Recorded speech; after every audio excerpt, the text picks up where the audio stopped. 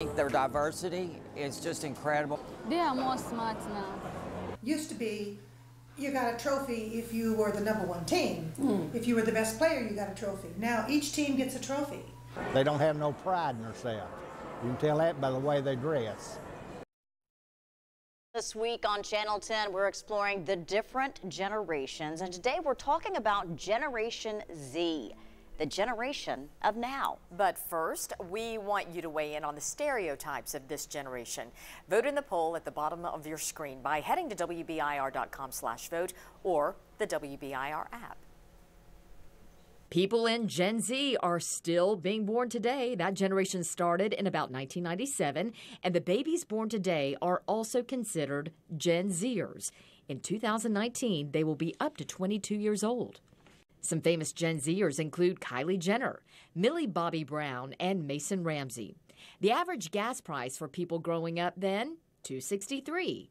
Major moments that shaped the lives of Gen Zers include the inventions of Facebook and Twitter, the No Child Left Behind Act, and the Boston Marathon bombings. Popular musicians for Gen Zers include Taylor Swift, Ed Sheeran, and Ariana Grande. And the stereotypes include an obsession with social media and popularity, and, of course, the Tide Pod eating generation. And we continue to learn more about the trends of Generation Z as it grows up. But one thing that makes this generation stand out is their use of technology. I always hear of the millennials, but you don't really hear much about the name of our generation. Generation Z is still being born and still being defined.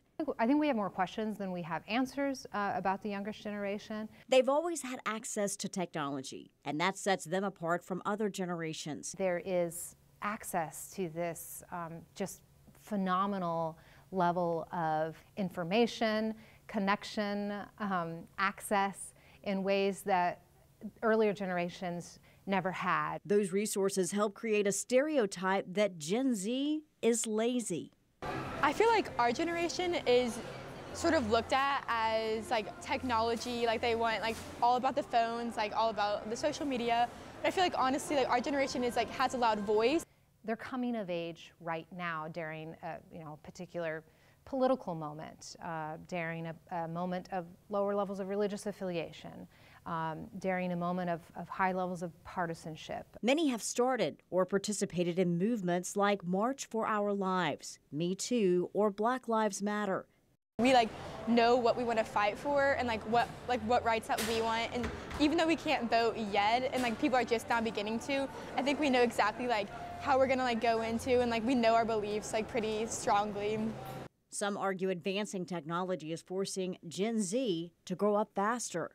I think a lot of us want to grow up faster than previous generations, and with technology and stuff we can get in touch more quickly, and we can look at things that other people have done in the past that will make us want to do that now, and we want everything now.